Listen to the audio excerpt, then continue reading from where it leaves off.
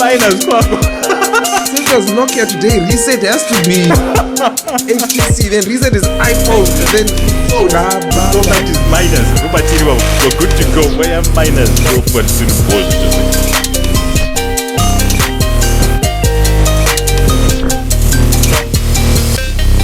I'm just fed up.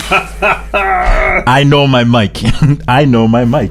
Well, there's no light on the mic for you to be able to say, I know my mic. No, I know when he's recording. He's got a way of doing it. It's just a way of showing us. Hey, my guy, how you doing?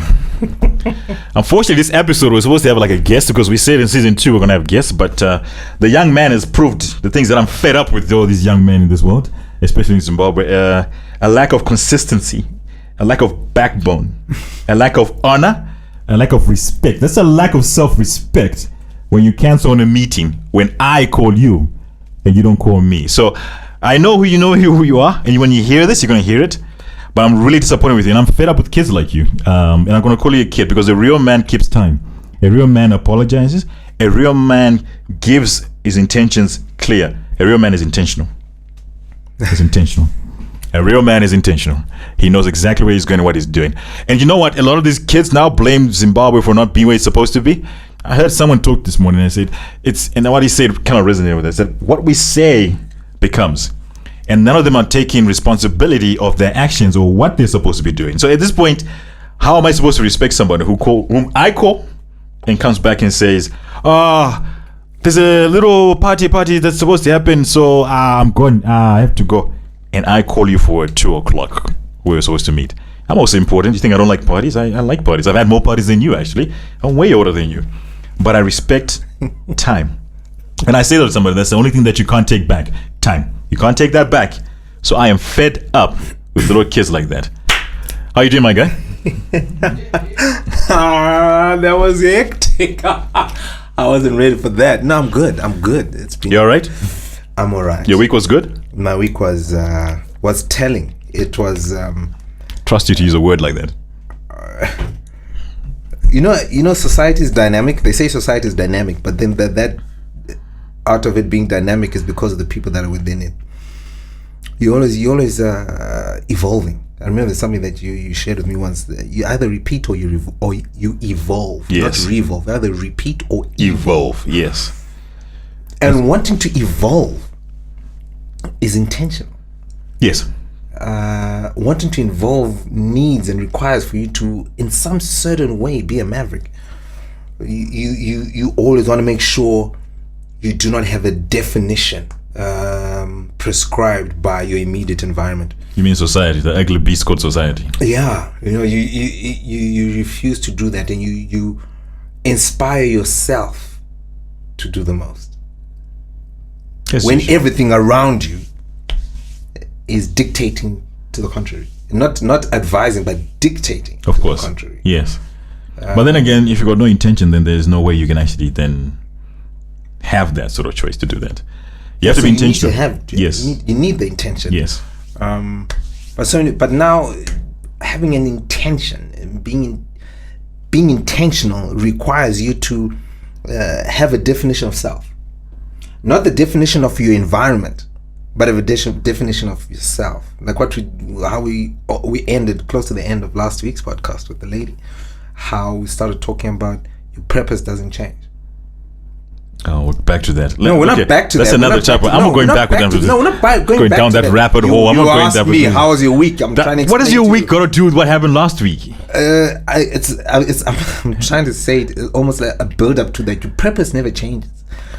What changes the environment and how you apply yourself. That's how you do the most. So you repeat or evolve? You repeat or evolve. Excellent. Can we get into this week's topic? What? Yeah. Yeah, but you must be prepared, because the stuff that we just said is going to come up again. I know. And I can see how it's actually going to play into it. Yeah. So this week's topic is 80-20 rule. Yes. A precursor to this is this past week, somebody brought it up, somebody very close to me. And they were lauding about how they saw it on some sort of program, whatever it was, and how you can have, whether it's life, love, whatever it might be, at a certain point, and as humans, we never get satisfied. And that certain point of no satisfaction is 80%. 20% will get you to 100, but you never get it. Now, there's I know somebody's already put it out there in terms of like in business. I was taught that as well, in that you need to concentrate 80% of your energy on 20% of your clients will give you 80% of your money. Yeah. Yeah. So you would have repeat clients. Let's say you service a fleet of 12, and that one client with those 12 vehicles, you'd give them extreme 80% attention and relegate the 20% to the guys who just knock on the door and come in and whatever it might be. Yeah. The Pareto principle. Okay, there you go. I knew he had a dictionary for it. Yes, that's his name. Yes. Yeah, the Pareto principle. The idea is that out of an entire task list, completing 20% of those tasks will result in 80% of the impact you can create for that day. I knew you wanted to use that, isn't it? Ladies and gentlemen, most deaf. I had to, because he does the most and is the king of definitions. Most deaf. Okay, no, I don't do the most. I just try to excel from the previous day. That's evolving. Yeah, you've got to evolve. You've got to evolve. Yeah, and I think for any person to actually get better in life, they actually have to set those sort of parameters for themselves. Yeah. So using that, what is it called again? The Pareto principle. Pareto. Yeah. Okay, cool. The Pareto. I'm going to throw it out in business. When somebody put this towards me, I was... You're skeptical about it. No. It was actually eye-opening. We had just started out as a small agency with my then business partner, and we were running around frantic. We didn't have like organization per se. We just had some sort of structure, but it wasn't organized. It didn't have the flow of responsibilities in how somebody would do something in task and like that. So this client, who happened to be a relative of my business partner then, said, look, I'm starting out a new surgery. I need an identity. And I'm very keen on this sort of element. We rushed in and we're very good at creating the identity, but we didn't have the follow through for it. So then there were things like you needed to apply, and we create things that we call a brand manual, where you got your brand touching on different elements where it's supposed to be, and all of that he wanted, and he wanted us to be the ones that run with it, but we didn't have the system, and we were distracted. We're so excited about just trying to get new business, we forgot about the business that we already had. And that business needed to be taken care of, nurtured, and taken to the next level. So because we're young, he always used to call us boys to men. We thought it was cute, but then I kind of realized it was actually quite sarcastic. That, that adolescent stage yourself, where you actually haven't matured, you got the zeal and the energy of youth. The youth just don't get tired.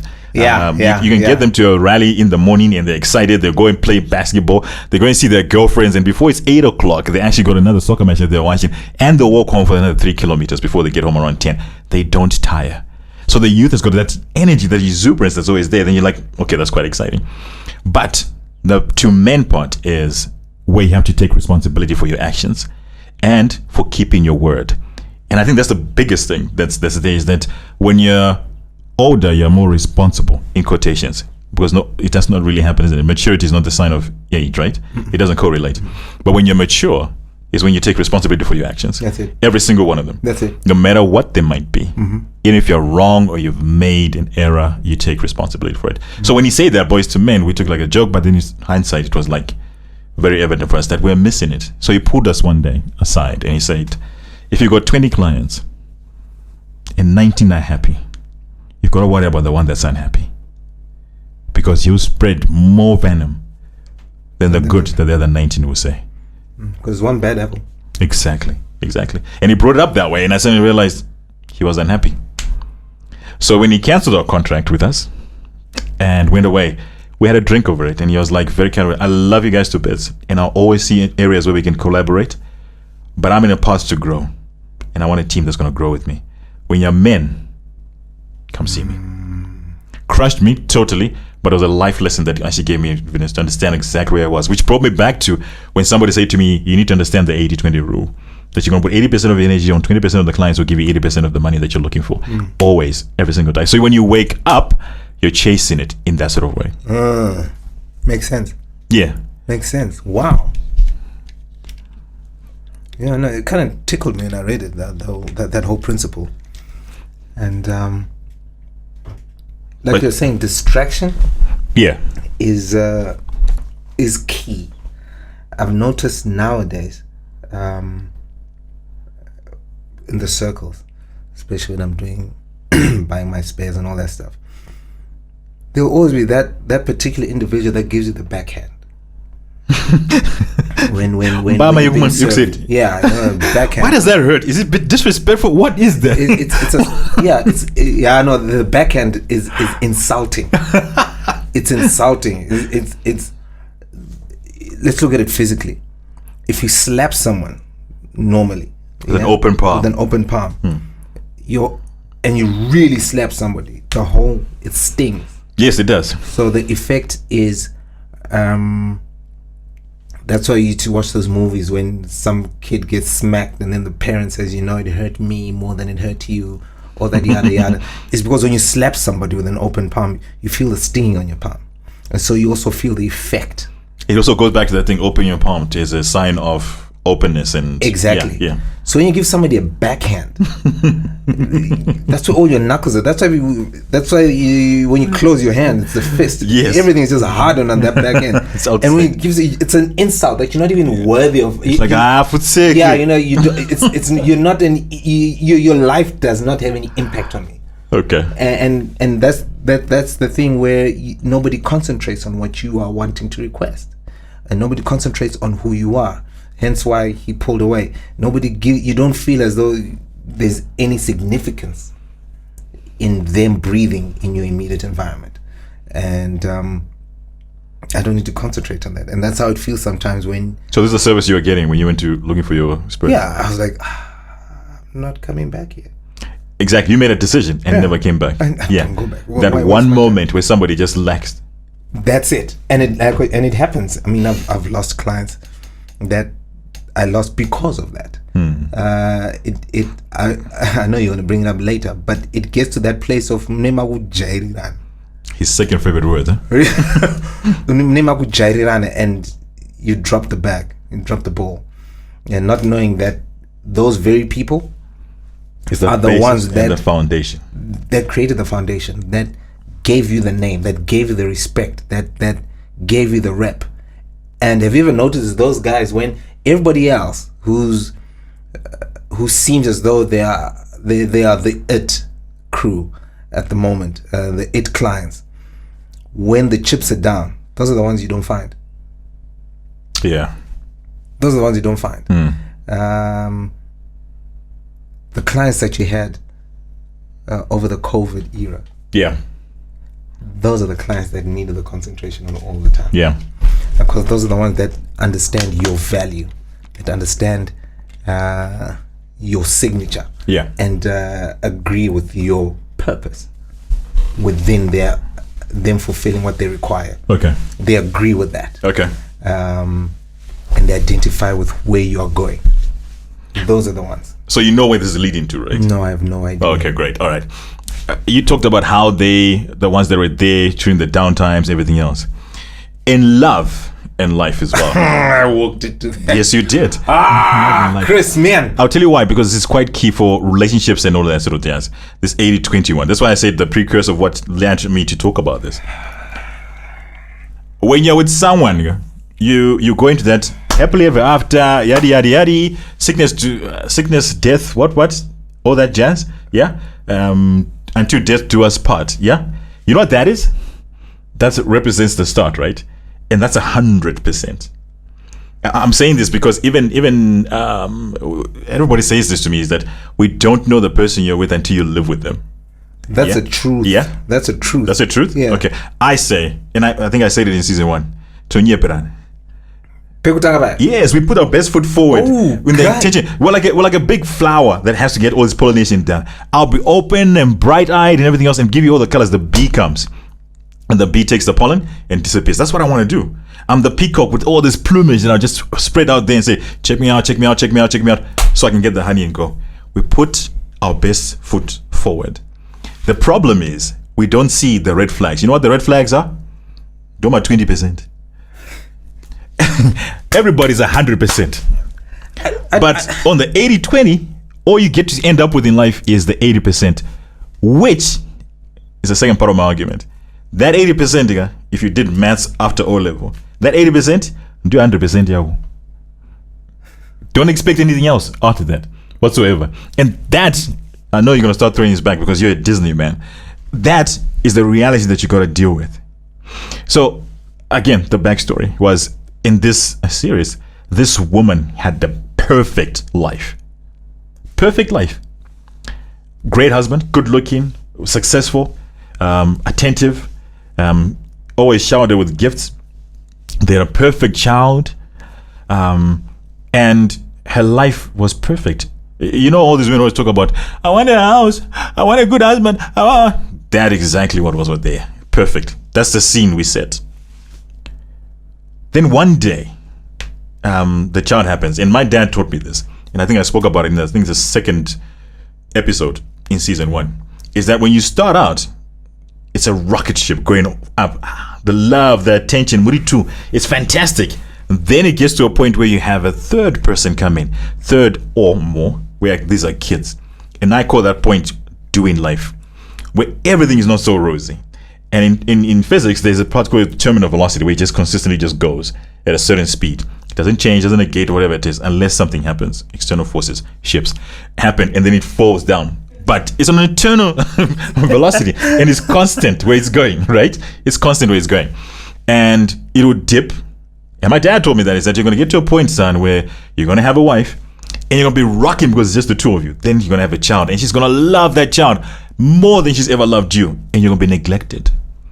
And you're going to be falling back, and you're going to be like, sulking. Then you're like, I need a man cave. I need to do this. I need to do that, and everything else. That sort of situation, until the kids go away and you become what he calls anasawira with your partner at that point. Yeah. So this person had that perfect life. The kid is there. Husband rocks up. He starts giving more attention to the child. What does the wife do? The wife now goes back in her archives. Remember I told you to my archives, okay? Of the one. Remember? Of the one. I'm quiet. I'm listening. Yes, I know. I'm building up my story here. So this dude represents what's perfect. Chakafugiza. Exactly. I love that line because you don't know what's going inside the house. Outside it's rosy, but she felt neglected. Something was missing. So she went back in the archives. In the archives there was that guy, the one guy who could just like set her whole life on fire, he could just click. You know, you meet someone in life whom you don't have to think about what you're going to talk about.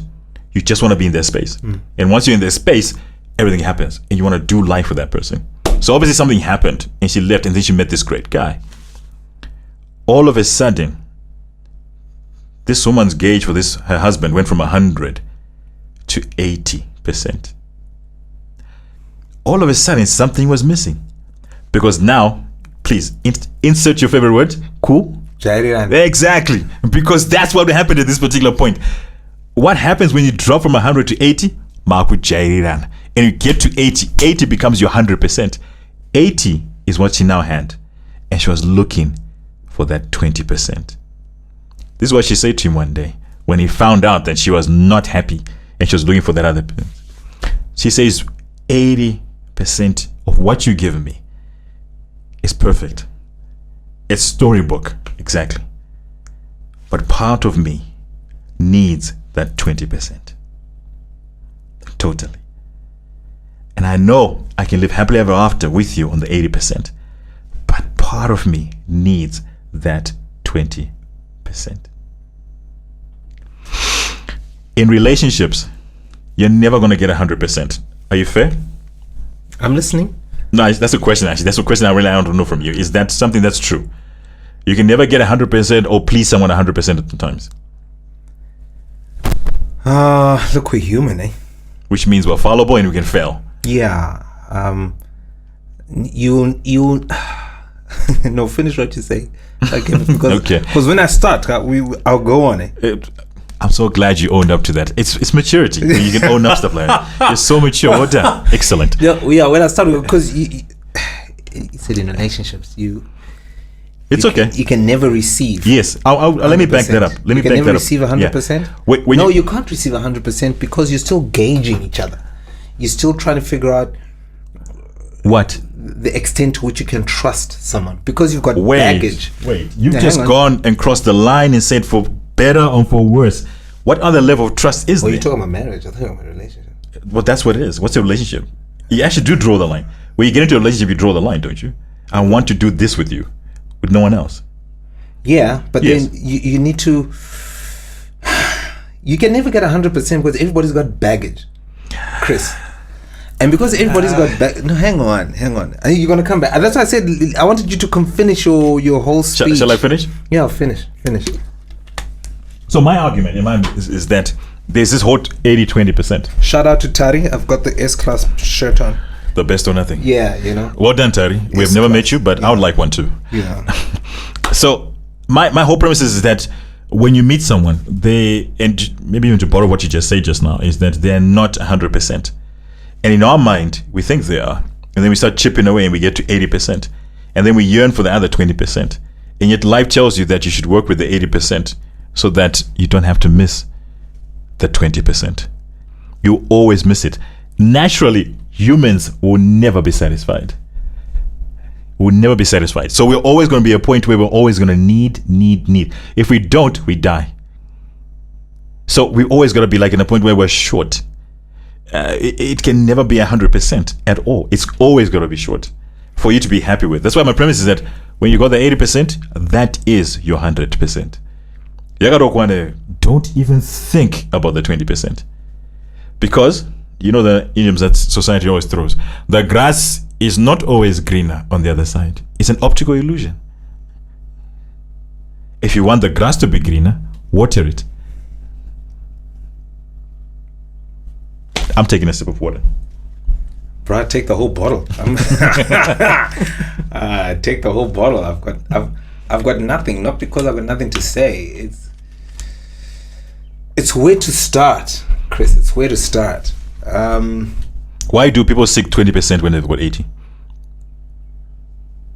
Which is where the issue is.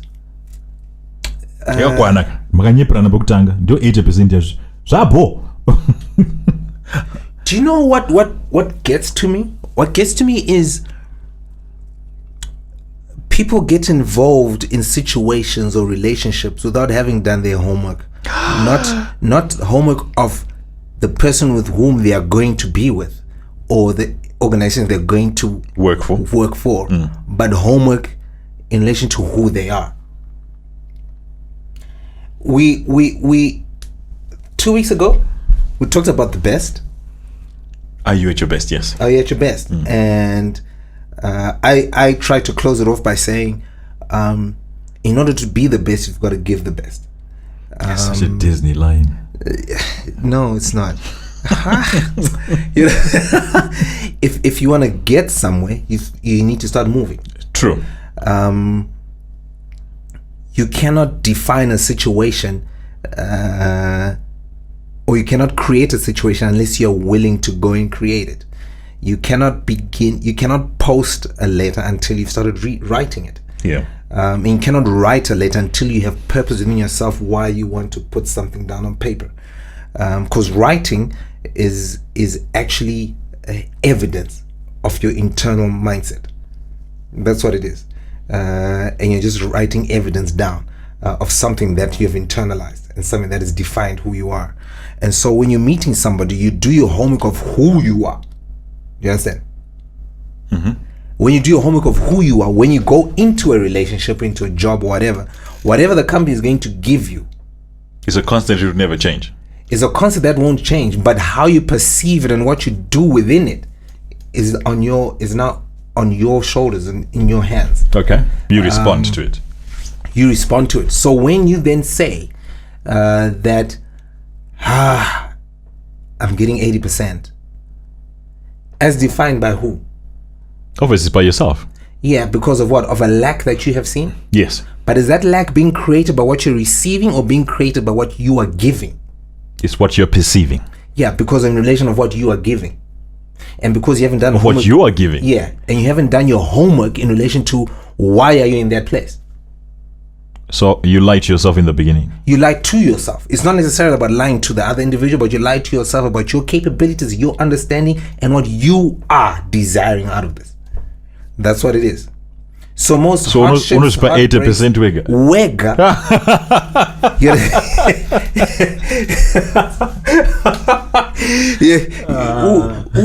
wig. We should end the podcast here. That's such a nice way to end it. You give it to yourself. You give yourself the 80%. You give yourself the 80%. It's, I could prescribe to that because you're saying it's your environment. You've set it up and it only affects you. Yeah, it only affects you. Because the other person is cool. They're fine. You understand? They're fine. Here's the deal. We do not understand the gravity of somebody else's emotion towards you. Only through what they say and what they do and what they give. That's the only way you understand. But it also depends on how you respond to it. Yeah, that's what I'm saying. But the only way you can understand what they feel towards you is by what they say, what they do, and what they give. Yeah? What they say, what they do, what they give. What they say, lust of the eyes. What they do, lust of the flesh. What they give, pride of life. Where'd you getting that from? I'm saying it to you as I'm speaking now. You just thought of it just now? Yeah. Say it again. Which part? Those last three. They say, what they do, what they give. What they say, lust of the eyes. What they do, lust of the flesh. What they give, pride of life. That sounds so much like a scripture, doesn't it? And you just thought of that. I should buy you more biltong. I think more snacks bring a lot more intelligent conversations here. I like that. Anyway. Yeah, that's it's what they give you, because everything is threefold. Okay. Everything, anything that's of significance is threefold, because that's how it affects an individual. Lust of the eyes, lust of the flesh, and pride of life. That's all it is. Because those are three main things that govern how a person thinks, feels, and acts, and reacts, and proacts. And so what they give you, that's what they're giving you. And how you respond is then going to define whether you feel you're getting 80 or giving 20, or getting 20, or they're leaving out 20. It's how you are receiving it. And if you are then feeling challenged that you do not think that you are getting 100%, it's because you feel there's a deficiency coming from what you feel you're entitled to receive. But you defined it, Wega. Exactly. So I'm on 80-20. I need the other 20. It's them actually saying that it's not you, it's me. Yeah, that's all it is. Yeah. So that other person shouldn't take offense. They shouldn't take offense. But they do. Because we are human, and nobody sits down to think. But where am I losing it? But how can he say I'm giving him 80? It must be something to say, it's not my problem. Because when the proverbial brown stuff hits the fan and there's an expose, it's one of those with, but this is how you met me. Ooh. I think that's always a cop-out. Statement is such a cop-out. It's a cop-out, but listen to it. Listen to it effectively. This is how you found me. This is who you were. So I didn't see the red flags. I didn't see it. So if I'm going to fire an employee, I'm firing them on the basis that I failed to identify those errors in the beginning. That is why there was probation. People lie. I know. That's what I'm saying. No, that's what I'm saying. That's what I'm saying. Because I agree with you that they are actors and we lie to each other, but the red flags are there. We just don't see it because what's happened. We choose not to see them. Remember when you really screwed up when you're growing up? Really messed up and you fouled up? Your early stages, not growing up when you're working. Growing up and I was a poster child. Yeah, okay, you go with that. I was a poster child. I was. We don't know. We don't know. We don't know. Okay, let's talk about it in terms of you. Hey, Shami, I got enough stories to tell, man. I was a poster child. Look, for the benefit of anybody who's going to listen to this, I was not the poster child at all. Never.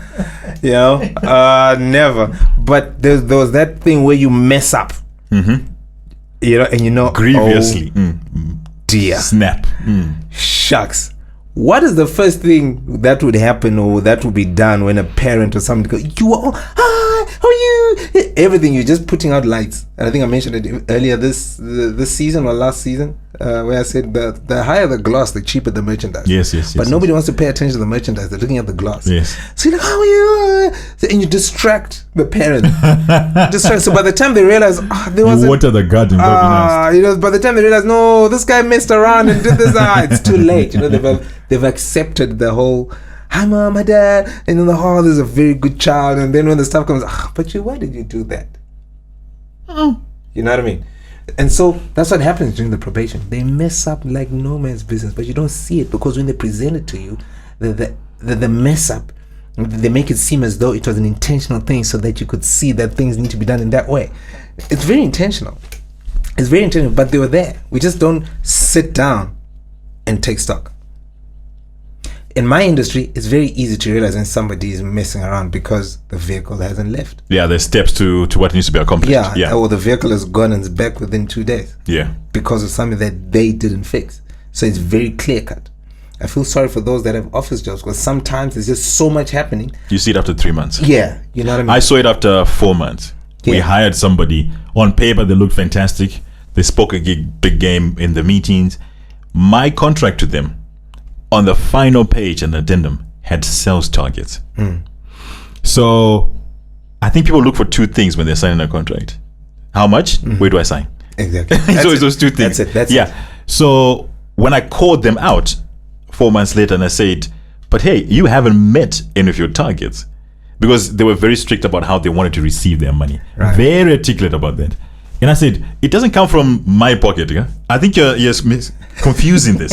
That you think, because you see me drive that car and I speak this way and I dress this way, you think it's coming from my pocket. I've worked for my money. This comes from the company. So the company's got to make money, and your position articulates you to be able to achieve that. If you don't achieve that, there is no money.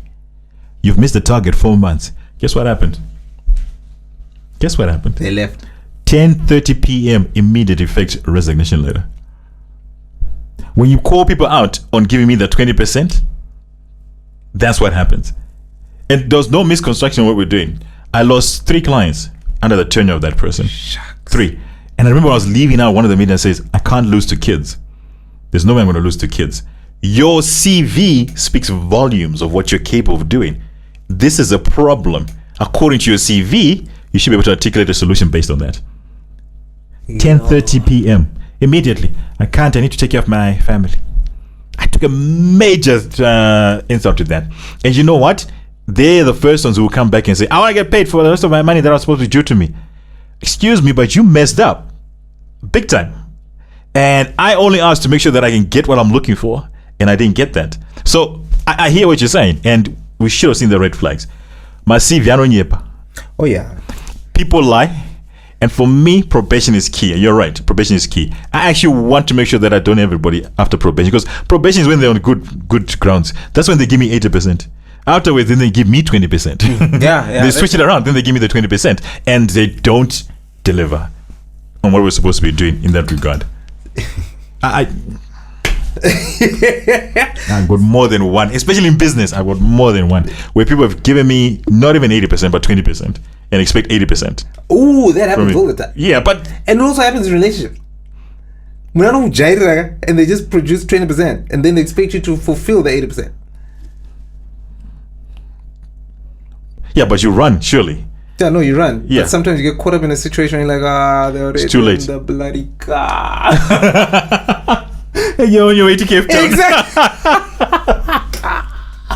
You're like, it's too late. Dang it's too it. late. So now they've been cruising with you. They started 100%, they're on 80%. You tell them to jump back into the back seat. No, you don't tell them to jump. They just jump themselves. Back into the back seat. Yeah, then you get somebody else who's willing to continue the trip with you. They get in, giving you a perception of 100%. But because you've learned that people come with baggage, you realize you expect. Oh, disappointment. Yeah. See that. So Hollywood will tell you that surely we shouldn't. Should not expect. Yes, reality should be reality. The perception of what they want is munaribo. But and this is a line I ran with for years, and I think it was a really bad one.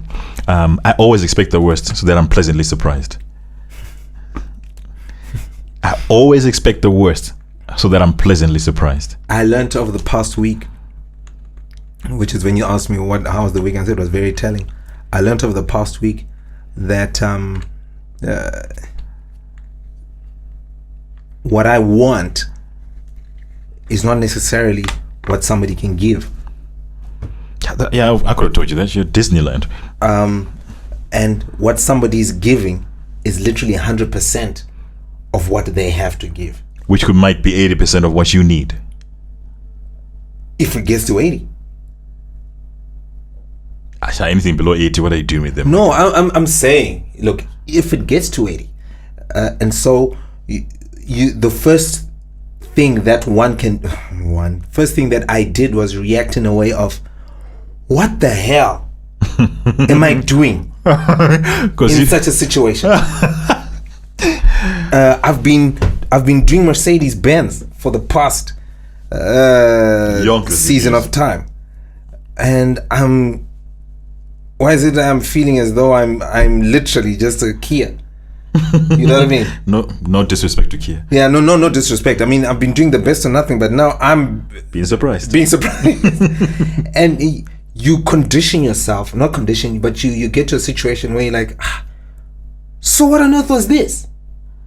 What the fudge? And what happens is it conditions you not conditions, it leads you to a place where you go through self-introspection.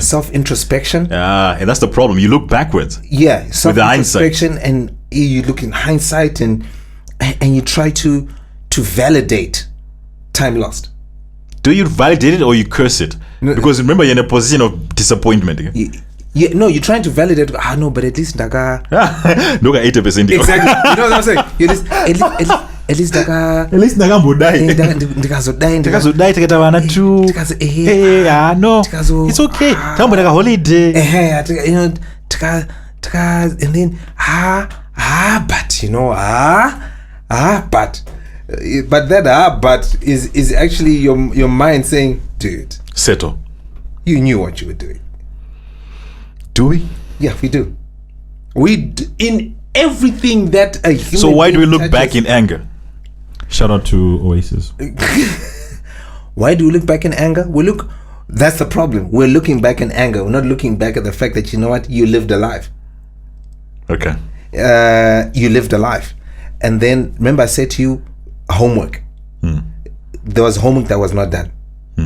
And there's something that I posted out on status. I said,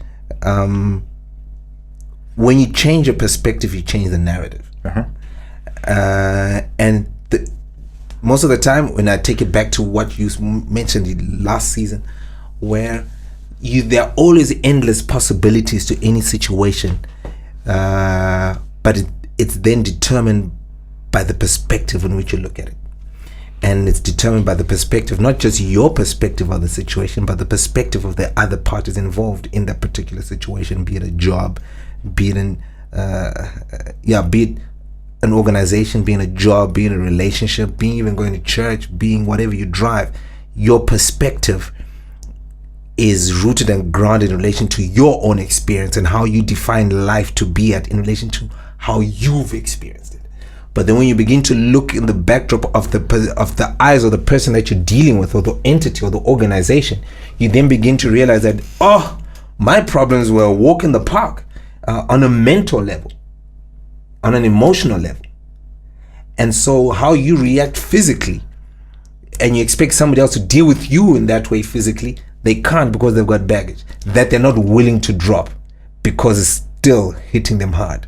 Same thing with an entity. There's certain things that you can't walk into and say, I'm going to change this company and do A, B, C, D. But you don't know where this company came from. You don't know what its motive was when it started. You don't understand what is written on paper is not necessarily what is happening on the ground. I had the opportunity of consulting for at the time it was a security company, and the facade was, these guys are moving places. Sorted, they know exactly where they are. The infrastructure is nice, the organogram was fantastic, and they were getting clients here and clients there, and it was just like, they said to me, but they're having a problem with our fleet and what have you. So I said, okay, fine, I can just walk in and see what's going on. Not knowing that the guy who was there before me had just resigned because he just got fed up. And I didn't know, I thought, no, this guy was just being lazy, and was just being too particular. I would get in. Within a week, I realized, no. This wasn't an individual's problem, it's an organizational drama. Because the guy who was running the show wasn't just heading the company. He was running marketing. He was running accounts. He was running the workshop. He was jack of all trades. Okay, and master of none. Master of But I'd rather none. be jack of all trades than master of none. Yeah, That's how it ends, huh? And I thought, I said, okay, fine. I'm not going to get involved with what you guys do there. I'm just going to stay here in the workshop. And I started having discussions with the workforce that was there, and they look at me, and I looked at them, and these guys are very capable. I don't have to be here. So the leader was the wrong person then. Yeah, and until the head mechanic there was just having a chat with me, and he said, what, the issue here is we need this, we need this, we need this, we need this, we need that. I said, is that all you need? Come on, let me go and sort that out. I wrote a list. This is what we need. This is what we need. This is what I need. I went around, got the quotes. I said, this is what we need. Okay, we'll sort you out. The time I terminated my consulting, It was flowing. no, they hadn't released the funds for that. So you knew where the problem was. Exactly. Lots of plans, but not action. That's where the story is. I'm like, So sometimes we don't do our homework enough for us to be able to find a way of dealing with that vacuum. And you get to a situation where you always feel like, why is it I'm here again? No, it's not that you are here again. It's that person is there again. Because they had a default setting. You are anticipating for them to react to you from the evidence and benefit of self. Not an evidence of benefit from where they're coming from. So because everybody has baggage. So you're saying that someone can actually... What if I You really look like you're thinking. Eh? Yeah, because it's hard. I'm like, really, like, I've put my best foot forward and things are going exactly how it's supposed to be. But it still fails. I'm still seeing that there's a... they could come up to me and say that there's a gap. It's their own perception that sets up that gap. It's not me. I could never set up the gap if I'm happy. That's what I'm trying to say. Is that I could never say good is 80-20 unless I'm unhappy. And I want to bring this in. You can correct me because you're the Mr. Most Deaf. If someone is going through and they say they've got their purpose is the direction that you're going, right? You don't steer away from it, correct? Right. Yeah. So it means that you've always been purposeful. It's always been there. I think last week the way you ended it was to say, hey, your purpose never changes. It never changes. So in the beginning, I never showed you that. So what do I show you that makes you realize that this is not enough? No, you see, you showed me in all aspects. Except? No, you showed me in all aspects. What I didn't see was where you were falling short. Good. Can I do a short story? This is how I emphasize my point. I've got a friend, and she was telling me about her female friend, and she was telling me that she's no longer with her husband. And I said, that's a shame. What happened? These people in their 40s, and she says he's not the guy we thought he was. That was her first response, and I said, okay, so who lied? It must have been him. Oh, really? Exactly. How long have you known him? Since high school. But okay. This is how she said, exact words. In high school, he was wonderful. You're such a wonderful guy. And we just carried on with that wonderfulness. And we had a baby. And then we just moved on. And then we suddenly realized things didn't work. And this is where I want to come back, is that the man earns a quarter of what his wife earns. And she earns like on a regular. If you're a man in Zimbabwe, it's not on a regular. Let's never lie to each other, no matter who you are. She earns on a regular. And I'm talking about he could earn 1,000 and she's like on 4 or something like that. I'm with you. Yeah. And it brought about the whole context of, didn't you talk about this? Because when you meet up with someone, there's some basic fundamentals you talk about. How do we handle money? And you can tell someone how you can handle money when they go out with you on a date. How they speak about it, how they articulate it, you can tell. And this goes across even for the young ladies and people now at this age. So it got to a point where this guy managed agaramwa, because she would say, I bought the tank $360. You set out the stand. Now if you're a smart person, the tank is cheaper than the stand. You know that, right? Yeah. The stand is like $1,000. Yeah. So do the hustle to try and get something. And he got a stand where if you put 5,000 liters into it, the thing collapsed. She came back and said, you got a substandard stand. I want my tank back. We're taking our kids to school. Each kid is $750 US. Yeah, you see, I just swallowed saliva right now. 750 US.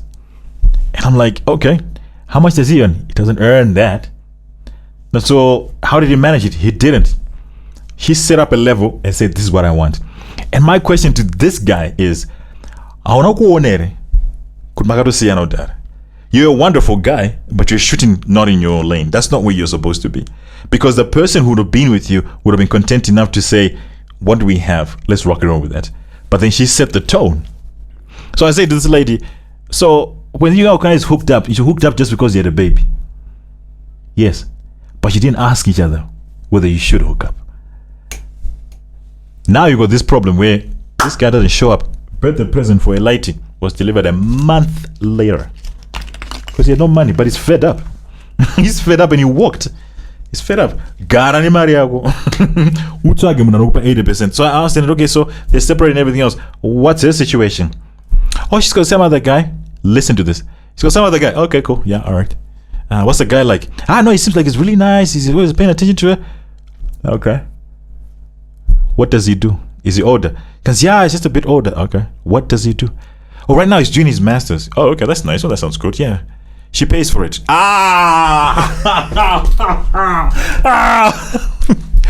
The problem isn't the men. It's her. I was trying to figure out how do I get back to expressing that issue. Not that the problem is her per se.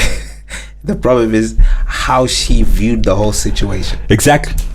100% down the E, but it just happens to be 20% young. What you've just highlighted there, Chris, is something that's very is inherent. No, I won't say inherent because that would be a very bad. Something that's very apparent nowadays, where I think it's always been very few people understand what the term relationship is. Give me one line what that should mean. Relationship means long term. Cool, I like that. Can I throw in a sweeter one? Yeah. Relationship means truth. Yeah, truth. Okay, if you want to put them together, truth in the long term. Yes. And you need to figure out whether you're going for the long game. Yep. You know what I mean? If you're going to do short-term gains, they are high risk. Absolutely. Short-term gains are very high risk. Absolutely. Because they're not predictable. Short-term games are fantastic. Those are the 20%. Short-term games are fantastic. You get constant highs. Mind you, understand English vocabulary. Constant highs, not consistent. Yeah, I get you. Constant highs. There comes a time when those highs reach a plateau. Yes. When you're going to need something else. Yes. And that something else is not necessarily a high, but it's more security. Which is sustainable. Exactly. Yeah. And short-term games give you the high, but no security.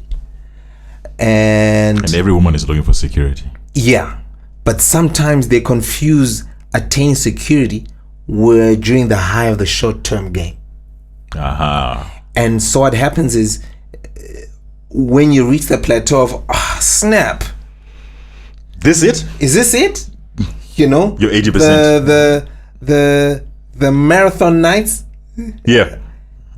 What happens after that? Exactly. You know. Where's the foundation? Yeah, then there's an illness or there's a headache or there's COVID. Where's the high? Yeah. You know, where are you now? Yeah. That part. Yeah. And who's the one that's thought of? The long-term game. Okay. The long-termer. Because consistent.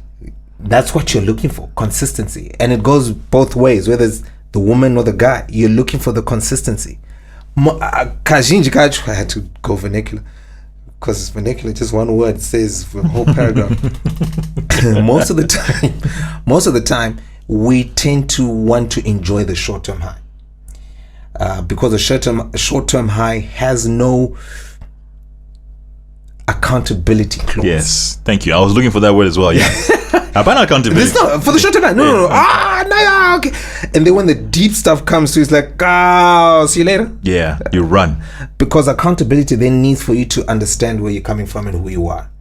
Which is then, I think I spoke about it earlier, when you need to identify with self and look at yourself introspectively and say, sure, but is this who I am? So is that us taking accountability that when we never articulated that we wanted the extra 20%? Yeah. So it's our fault. The person who's saying, but you're giving me 80%, is because you're trying to figure, okay, so where is my input in this shitstorm? Oops, on the mic. You got the nice mic today. This one you can't delete anything. Yeah, so where's my 20% in this? What was my input in this chaos that has occurred? Because sometimes your input, what you felt when you thought you were giving 100%, you are giving 100% in a situation that requires you to just shut the hell up and empathize. That's where you that's when you realize, oh shucks. So this person who I'm assuming was giving me 100%, who is now giving me 80%, they are giving me the best they can in relation to with the baggage they're carrying and they haven't dealt with it. And so how am I dealing with the fact that they're carrying baggage? Because sometimes people will only be willing to reveal themselves or release themselves in relation to how comfortable they are in dropping bags or baggage. And some people identify, I think we spoke about this about 2-3 weeks ago in season 2, that people identify themselves with the baggage that they have. And they love having, I won't say a pity party, but they want to be understood because their identity resides in the calamities that follow them. It just sounds like disappointment. Isn't that what people do when they look backwards and they start saying, I'm so disappointed. I could have done more, or I could have expected more from this sort of situation. This job could have done more for me. This marriage or relationship should have taken me further. I should have done A, B, C, but D. Should have how? How do they know it should have taken them further? What did they miss? But that's what you say is they're at that point where they're trying to figure that out. Yeah, but in trying to figure it out is because they still have to look at themselves and figure out, oh snap, what did I not accomplish? I think that's where most people are mad about. Because one, a friend of mine said something that was actually quite profound. He said he dropped it from Macbeth or something like that, where the energy to actually move and change is almost the same or negated by the energy to stay. I've waded in blood too deep that to move forward is just the same as turning back. Exactly. I remember that. Yeah, Shakespeare was a deep guy. He's the same guy who said to be or not Apparently to he was be. black. Really? Yeah. There we go. To be or not to be, that is the question. And that literally is the question. To be or not to be. To be 100% or to be not to be. Yeah. Yeah. So that's what you got to ask yourself. Yeah, you've got to, every time, like, okay, to be, because to be is evident of being, and being is evidence in you feeling as though you've accomplished what you need to accomplish on a specific day. We spoke about the season 1, where you always have to be accountable. Yeah, I know. To yourself. It runs in line with your purpose, yeah. Yeah, to yourself. To your purpose, yeah. To your purpose, yeah. Which never changes. No, it never changes. So why is it an awakening to say that I've fallen short of what I was always supposed to be? Because kujarirana, I've just... but now you're projecting on the other person. That's what I'm saying. It's hitting me now. Different definition of kujarirana. Kujarirana is not necessarily how the other person is treating you, but it's how you have treated yourself in relation to a situation. Yes, I follow that one. Yeah, you are now used to being ineffective, so that when you realize that I've been effective all this time, you realize, oh snap. So you now need to make a plan to get up and go and move. Or you realize, am I in this for a short-term gain? I'm here for a long-term investment, long-term goal. Long-term goal really is definitive or not definitive or defined. A long-term goal is predicated on the fact on how deep is your hope that the situation can be attained. Yeah. And I remember we mentioned it in season 1. I think it was the first episode when I said, as men, we're suckers. Yes, we are. We're useless. You called us dogs. Yeah, we're suckers for anything. We're loyal. You called us loyal. Yeah, we're loyal to anything that looks as though it is happy being in our environment. And then we then decide, are we in for long-term or short-term gain? Short-term gains, like I said, are very easy because there's no accountability. But the moment accountability is forced to take place, the moment accountability is forced to rear its head, that is the make or break for any individual, and that will make or break any relationship, make or break any organization. Because accountability means you need to make the decision to drop nonsense or to keep following in it. There always comes a time when the stuff is so deep, it is so crazy, that you have to make the decision. Should I drop the nonsense and move in a situation that I am not familiar with, or I've been there before and I don't want to get my fingers burnt, but let me just, or let me stay for short-term gains? Because short-term gains and short-term games have no accountability. They have no residual effect.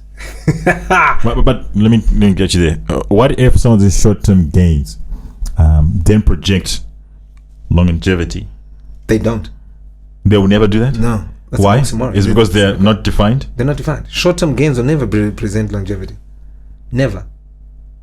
So someone shouldn't look for the 20%? It's not that you shouldn't look for the 20%, but then you need to figure out. Because ka gap ka feel in ka stop gap measure. Hey, right, stop gap measures are like this, and I'll use it in my industry. You are driving and then you just have a leak in your radiator, and you just snap, you in the middle of the bush. There are two things you can do.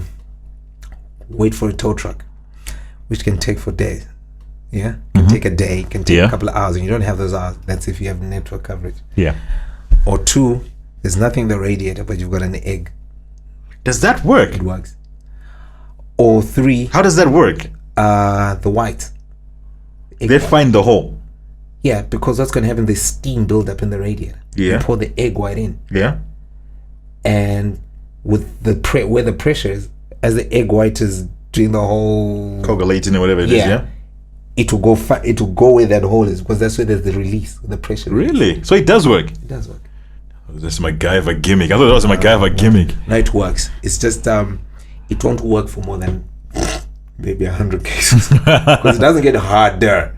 No, it doesn't. No, it's a stage where it gets to. Yeah. So it just blocks it. If there's more pressure. Yeah. Then that's so it. It's just for you to let's get in the next place quickly. Yeah. So you seal it and you put water, then you're gone. Yeah. Okay. Or you do soap. Soap. You know the green bar soap? Yeah. Yeah. You rub it onto it. Externally. Yeah. Yeah. You just plug the hole. Okay. So it becomes like a sealant. Yeah. Oh, okay. Now, who would have green soap when they're walking around? That I did. The soap one? Okay. That I did. Yeah, I trust you to do something like that. We were coming from a youth camp, and the bus were in. All of a sudden the driver, no water, guys, what do we do? I was done a soap thing. Oh, really? Okay. And because we come from the camp, everyone's got like soaps and all that stuff. So get the soap, see the hole, actually look for the hole. Oh, there it is. Okay, fine. Plug the bugger. Plug the thing.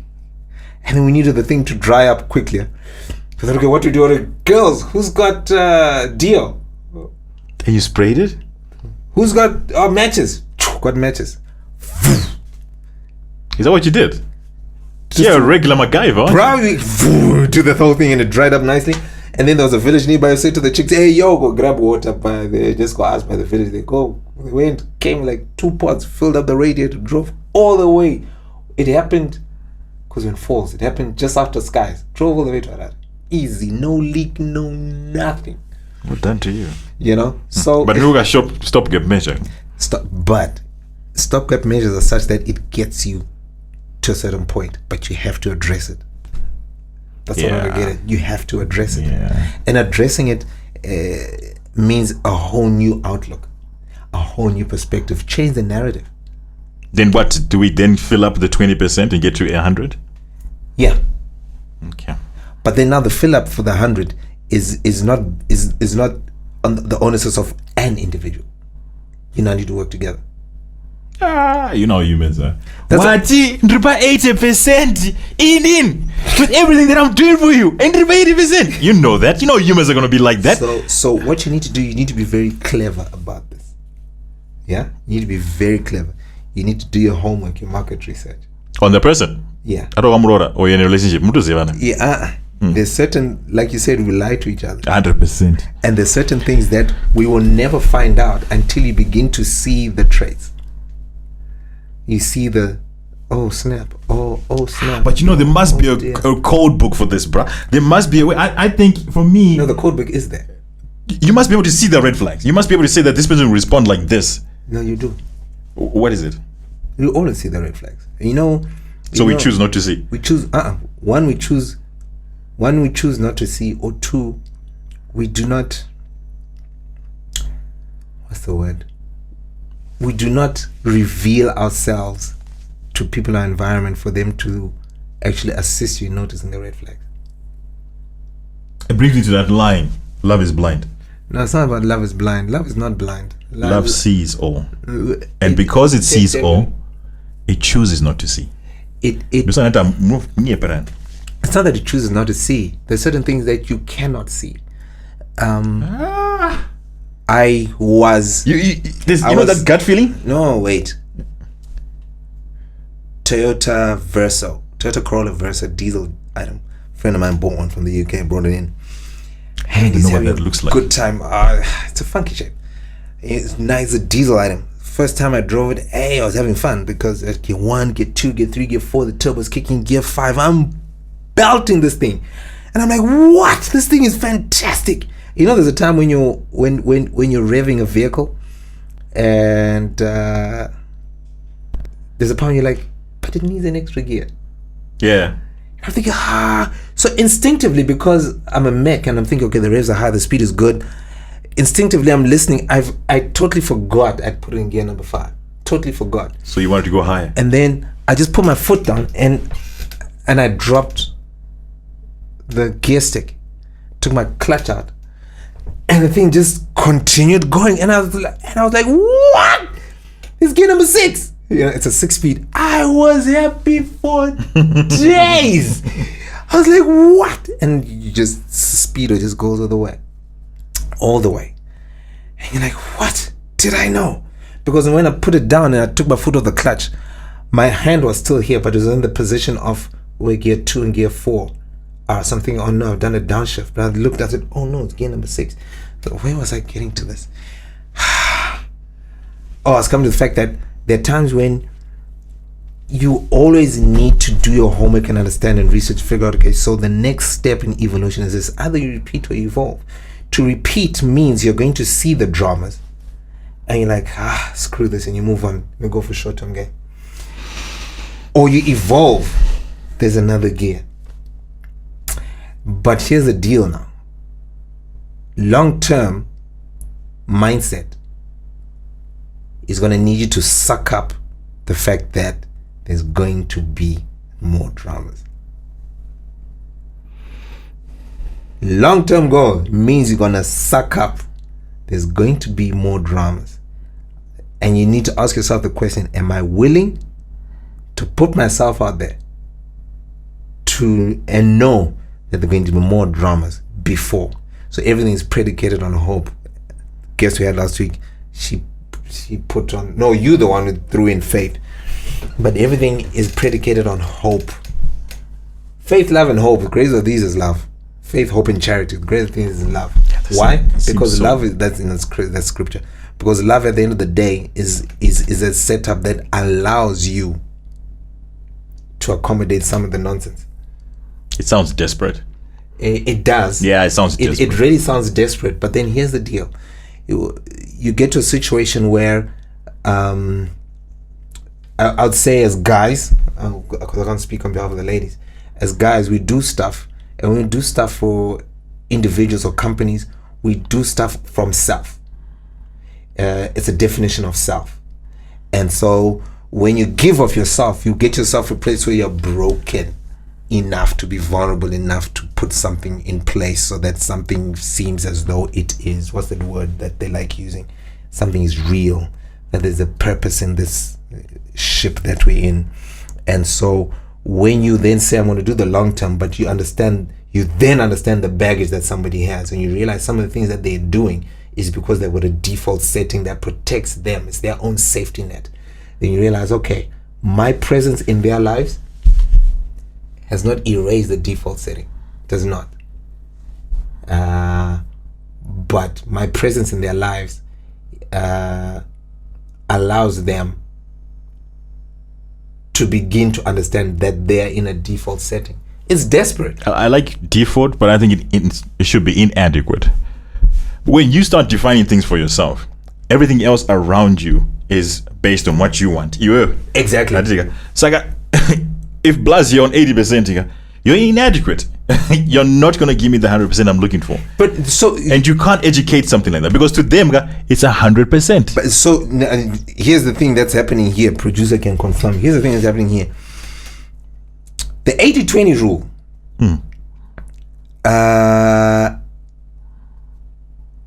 Perception. 80-20 rule is she or he is saying, you are giving me 80. Or you are just 80. Those are two different items. Did you catch? I have. You are speaking of you, Blas, are 80%. Yes, based on my perception. Not Kuti, you are giving me 80. No, but remember what you just said. You said that for someone to give that sort of analogy and analysis, it's based on themselves. Yeah, that's what I'm saying, Kuti. Yeah. There are two things that we're talking about here. They will never recognize it. That's what I'm saying. There are two things that we're talking about here. Yes. Is Chris saying, chick, let me use the name then. Jane, Jane, you're giving me 80%. Or then there's the flip side, Jane, you are 80%. Those to are me. two different things. To me. Eh? If I say to me, they mean the same. Jane, you're giving me 80%. Of her. That statement means I'm applying to her. You won't 80%. Yes, exactly. Yeah. 80%. Exactly, yes. And this is my definition. 80%. 100%. Yes. 20, yes. It can be 20. Yes. Then there is true. Jane, you are 80%. To me. Yeah. I need to look for 20%. Yes. Those are the two different things that we're talking about. Yes, they are very different. Now. Yes, they're very different. Yeah, that's what I wanted to highlight. And I think during the course of this whole discussion, we've been playing on those two, and sometimes you coming out and saying, Jane, you are giving me 8, and I'm coming out saying, Jane, you are 8. Remember how I introduced it and I said that a woman defined it that way? Yeah, I'm saying that those are the definitions. So we need to break it down. Yes. What are we going to deal with now? Is Jane the 80%, or Jane, you're giving me 80%? That's why I said, remember how we started. I said the woman defined it by saying, I'm getting 80%. Yeah, you are getting 80%. I'm getting 80%. You are 80. Yeah. No, how you started is you are 80%. Remember I said I need the 20%. If I need something from the point, there's a lack. Yes, there's a lack. There's coming from there. 80%. 80%. Okay, fair enough. I'll take it that way. Yeah, you understand? Yes, I do. But remember who's defining it? Yeah, she's defining it. Yes. Blasiga, Urundipa 80%. I've got to look for 20%. Because the 80% Urundipa is your 100%. Kweta kuti Timothy, iwe Urundipa 80%. As in, I can see you are not giving me your full. No. Mine was the first one. That's what I wanted to get at. Yes, that was my first one. Because I was thinking, because I follow you what you said, where you say that definition is based on self. So this company, it won't be 80%. It's not what I want. I need to find 20 is an increment that I'm going to get elsewhere. You're talking about Jade and Timothy. So Timothy, you are 80% for me. You're 80% to me. Timothy is giving 100. In his own perspective. Timothy can't go beyond. It's revving the thing. Revving the thing. Can't go any faster. Turning the velocity. Exactly. You know what I mean? But Jane is like, this is too slow for me. You're a Kia. Yeah, you're a Kia. You ain't surprising me. You're not surprising me. You're predictable. And she's looking, and then she's going to look for 20%. 20% will give her that nitrous boost. And the thing with nitrous boost, you cannot run an engine on nitrous boost for a long period of time. But that's why I'm saying the definition must change. Yeah, it burns out. To use what you said, it must be long term. Because you can't go for a stopgap measure. So Jane, in pursuing the nitrous boost, must start from 80. But then what means is she needs to get rid of Timothy. Yeah, but by definition, Timothy is 80%. Yeah, Timothy is. She will get rid of him, but he is by definition do 80%. 80%. So to other 20% is 80 plus 20. Plus 20. Yes. But here's the deal: when Jane goes to pursue the 20% or look for the 20%, it's like a romantic match. when Jane goes and looks for 20%, yeah, because Timothy is no longer in the game, in the mindset for a short-term gain. Where she's going to find 20%, there's no accurate record that where she's finding 20%. You just said it. No, wait. Where she's going to find 20%, 80% that she was getting from Timothy will not be there.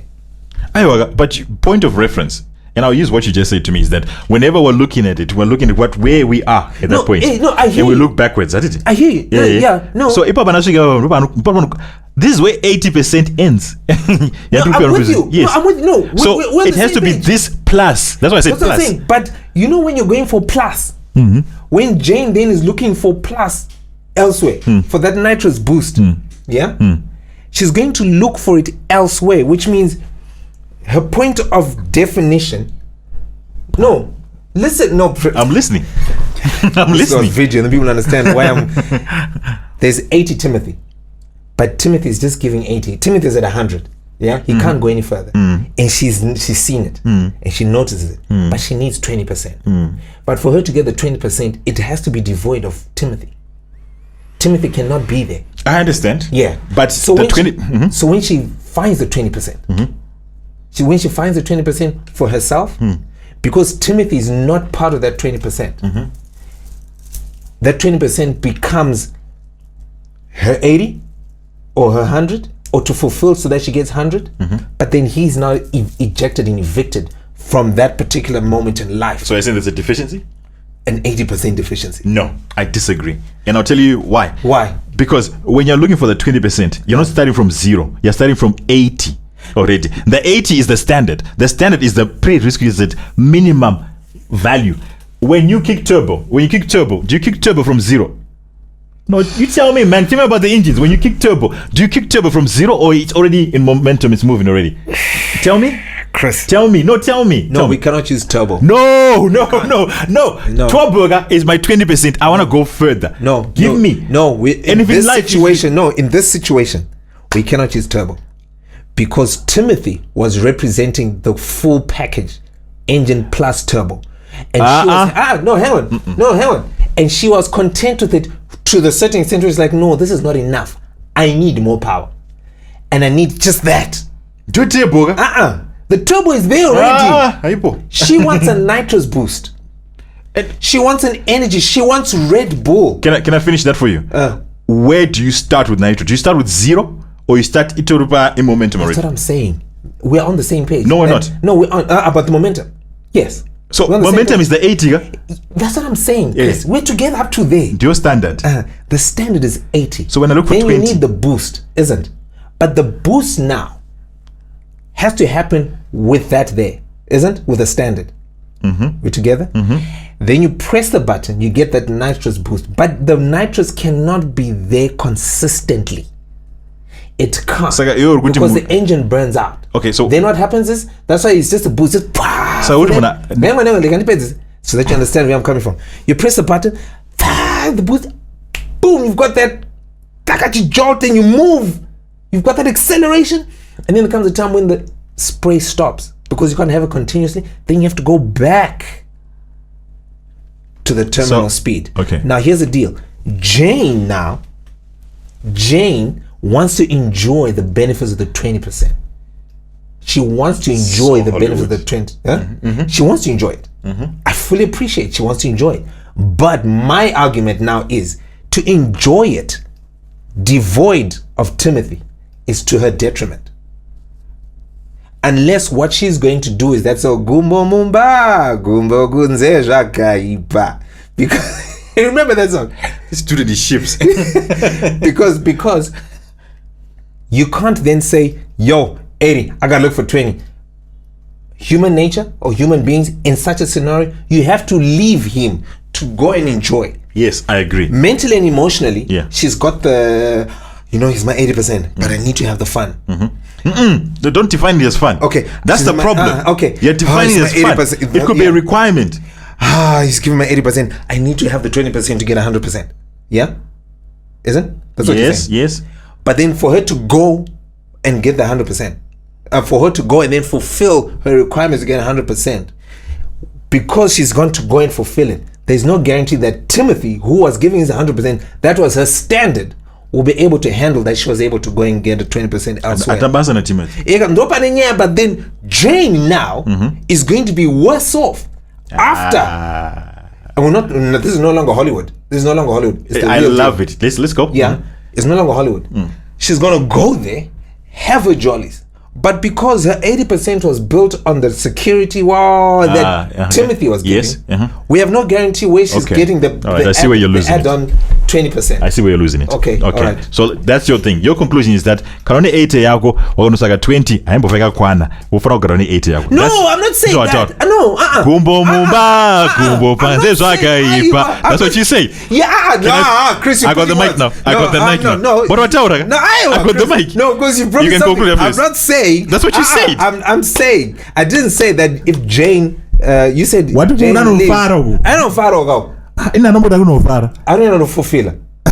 But Timothy now who's giving the 100% is being told with bruh. He ate it. He ate it somewhere. It's not what I want. It's not what I want. It's not enough. So when she then disappears to go and get the fulfillment. You would have a void. Let me finish mine, man. Okay. Your assumption is that when she leaves, there's a void. 80. On whose part? Jane. There will be a void. I gotta get the bits. Okay. That assumption is that it's two horses. Yeah. One horse has been running, really has been smacked by the jockey going. It reaches 100%. But this other jockey, who has been also tear with this other one, has reached where this one's 100% and has got more. What that tells you is that I've got your 80 plus more. That's what she's looking for. I'm looking for the 80 plus more.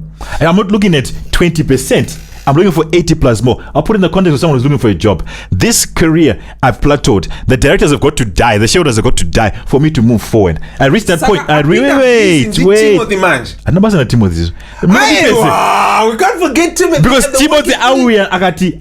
Jane Agaranzi, you're only by 80%. They are a problem. You define it. Why didn't they a problem? Timothy Adi, I'm giving you 100%. It will be poor. Jane Agaranzi, your 100% is 80 gwandiri. I want the extra 20%, and he goes back and redefines good. Do you understand where I'm going now? That's why I was saying that the 80-20 rule for some individuals is that I'm going to give you 80 of this so I can get 20%, so I get 80% of this. It's an unfair statement to say that. Somebody must be able to come back and say your 80% is 100% for you. It's good. I'm happy for you, but I'm looking for the extra 20%. Iwe ochakwanisa. Ndagono chaka 80 yakoga plus 20 where I can get 100%, and that horse goes and wins the race. That's it. That's a wrap. Thanks, producer. Do not fuck me up like that. What the hell? What the hell, Chris? We're done. We're cool. No, I know we're done. That's what I'm saying. What I've done now is you have actually, the stuff that you're giving me funny looks on when we talk about ships is exactly what you've said. What she has done, she has jumped ship in the middle of the race, in the middle of the ocean. She has jumped ship. This is the deal. When they started the race, let's talk about the horses. When they started the race, what you said is she got on the horse and she started giddy. Oh my God. Timothy. They are the same team. Giddy. What? Same team. Okay. Giddy. The first 100 meters, they're together. They get to a point where he's doing the best he can, but he's gonna fall. And she's like, "Yo, we're going." Yeah. She's the rider, and he's gonna fall off. We're going. And then another horse rocks up that has matched his speed. Yeah, but it offers more. Yeah. Then she leaves him. Yes. To go on this other one. But what guarantee? What did you say in your argument? The best that we can, we put it forward out there so that we can be with someone. Your best turns out to be 80%. Yeah. Whose fault is that? Look, why is here? Who? Muritu. No, they don't. You say yourself. 2 weeks ago, we're talking about, you know what? Or was it last week? It was, you know what? I'm cool with my Honda Fit. I'm going to drive it like I'm driving a Phantom. Until I'm happy, right? Yeah. I'll drive it. Life if I enjoy this, life was going to force me to upgrade, and I'll do that, and I'll enjoy. What you're saying is Jane, and we're not using it as a fickle statement because it's a woman, but it's a guy show. Jane is fickle enough to say, you know what, screw this, I'm jumping ship. So Timothy becomes the any other business. Okay, you know what happens in reality though? You know what happens in reality? Is that people don't leave. I was following your argument. People don't leave. People then settle for the 80% because they've been pre-convinced that this is as good as it gets. They might want more, but they never leave. That's why I said in my argument in the beginning that humans always think that it's fallible. It will never be 100%.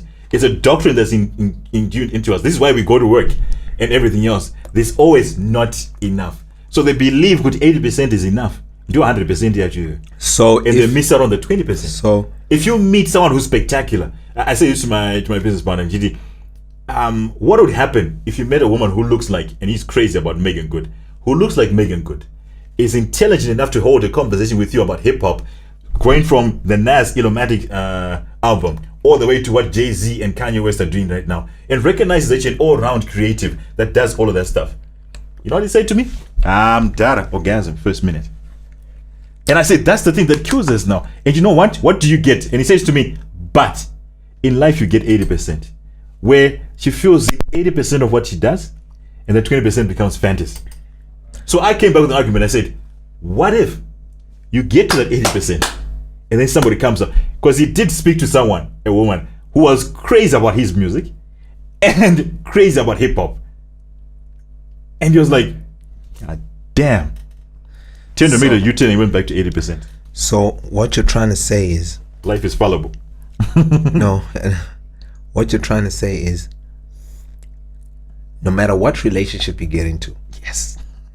No matter what, you've got to define the perfect one. No, hang on. I said no matter what relationship anyone gets into, always be aware and always know that you have a time limit. And that time limit is defined by you being in an environment where you are exposing yourself to somebody who's faster, richer, better. No. I don't put it in the contextual context that you have put it into it. I put it that in Pandiri, as a human being, what am I looking to get? It's your life you're living, right? And you just happen to have a partner that you're living this life with. You got to ask yourself, and you said it, introspection, that you've got to gauge at any particular point, where am I in life? What still stimulates excitement for me to go forward at that particular point? That's why I was very taken aback by purpose remains the same wherever it is as a constant. Okay, I'll leave that with you as your constant. I just think that life is dynamic enough that it changes at a particular time. That whenever you get to a certain time or a milestone in your life, you re-engineer everything that you need. Your wants and needs are different. And that's what makes life interesting. But what we do is want to make life dull and say, you know what, I've got this, let me settle with this. And it's not good enough. We don't question, we don't push, we don't tell ourselves that we can do this. We seem to get to a point where we're comfortable with happily ever after. I'm with you. Here's the other deal. I think we are... Is he still recording? Are you recording? Yeah. I told him to press resume. So I told him to press resume. So what you're saying is, and I need to make something a bit blunt or clear. I agree with what you're saying about wanting to always promote and excel and be dynamic and always change. You can do that, but your purpose doesn't change. Purpose has got nothing to do with the job. It's got nothing to do with a skill set. It's nothing to do with responsibility. Purpose has got everything to do with that is Chris. That's a Chris that. That's a Chris that. You see Michael Jackson? That's a Michael Jackson move that. You know, where he does it is different, but that's a Michael. That's a Chris that. There's a signature of Chris. Mm-hmm. Yeah. All different area, different facets. Yeah, you'll re-engineer to present your purpose in a different way, but your purpose never changes. But I hear what you're saying. But there's always somebody who's going to get screwed. Why do you think of it being screwed? Let me give you why. No, why I've got an argument with that. I've got a challenge with that. Timothy would have gone through life with the fallacy of believing that he's giving this person happiness and that they're in a perfectly happy state, when actually this person is unhappy. Look. So why would that be fallacy? Why would an employee stay in a job where they're totally unhappy with, purely because they want to please the shareholder? No. They're not going to do that. It's not about. How can I put it in a way that doesn't make it seem as though do it and I'm not. Timothy's issue was he gave his 100%, and then Jane from word go knew. Yeah, they know. Jane from Eve word knew. Yeah, Jane from word go knew what his dramas were. Knew where he fell short. Knew what it was. She then failed to admit to herself that this is going to end up in this way. She knew it, but she didn't want to admit it.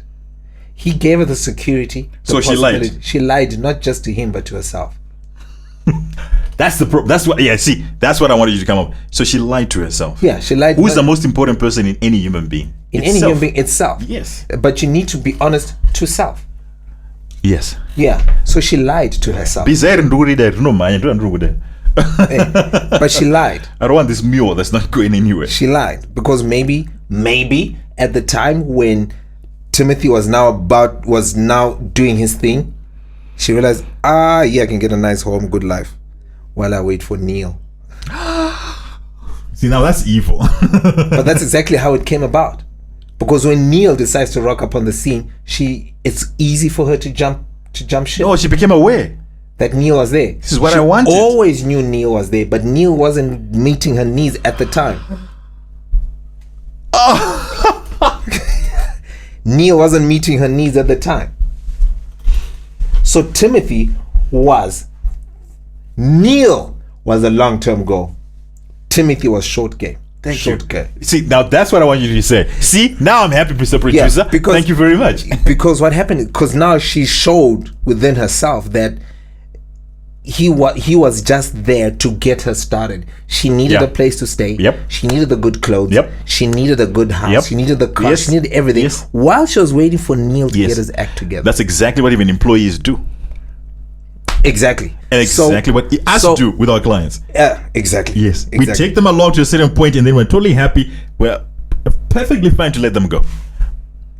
Now, the person who is at fault was never Timothy. I never said it and was. was never Neil. Now I'm putting it out there. Yeah. Timothy was never the problem. There's no fault Neil here. wasn't the issue. There's no fault here. No, there has to be a fault. Why do you want to assign blame though? There needs to be because there'll be 3 potential fallouts. 3, and we need to figure out where it came from. It wasn't Timothy's fault. It wasn't Neil's fault. It's Jane's fault. I wouldn't say it's her fault, but it was Jane's responsibility to make sure that none of it happened. What the situation that occurs here is there's going to be a happening, and there's one person who could have prevented the happening. Let me tell you what happens with humans like that. With another example. I had a wonderful kid who needed a job. Got him in. Very nice guy. Very nice guy. Working. He liked me so much, he couldn't see himself just letting me go. So he concocted the story. My sister is in Germany. She's found me a spot in Germany. I need to go. I was like, oh, my blessings. Oh, no problem. Excellent. What you need? So he resigned. 1 month, 2 months, 3 months later. I still see him. His presence is around. Where do I see him? He's popped up with a local company elsewhere. So he couldn't face the guilt of telling me, bruh, I've reached my pinnacle with you. And this is not where I want to be. I want to go somewhere else. Others did. He couldn't. But he left. Was I stung by it? I was disappointed that he wasn't truthful to me in the beginning. Because truth for me is better that it stings then it's gone. But the perpetual lie to find out this after a year and a half that he never was going to Germany. He never was going to be part of that at all. Yeah. This was just his plan, Ruse, to just get out of this as smoothly as possible. Which is what I said. There's going to be a happening.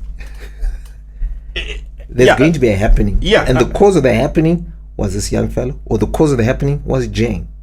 Jane was not truthful within herself to then say, bruh, I'm just here because Neil is taking his time.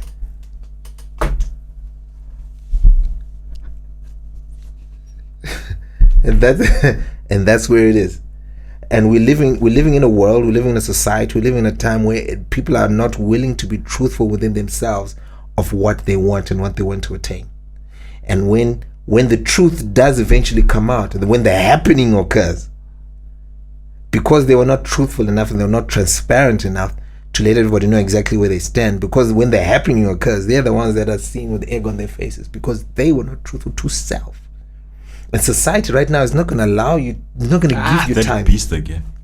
It's not going to give you time to be truthful to self. Because when you're truthful to self, you can hop on a bus and go to Mtana and say, hey, look, I'm just going to go sort myself out. Or, you know what, I'm just going to work, burn out. Why did you burn out? I was just working. Why? Because it just didn't take time to be truthful to self. You know, just take a chill. Deal with A, B, C, D. So you're saying, if everybody's truthful to themselves, there will never be this gap of 80-20. Never. I like that. Can we conclude on that? That's fine. That's a wrap. Thank you very much. Because Nokia today, reset has to be HTC, then reset is iPhone, then Go back to minus. We're good to go. Where are minus? Go for it.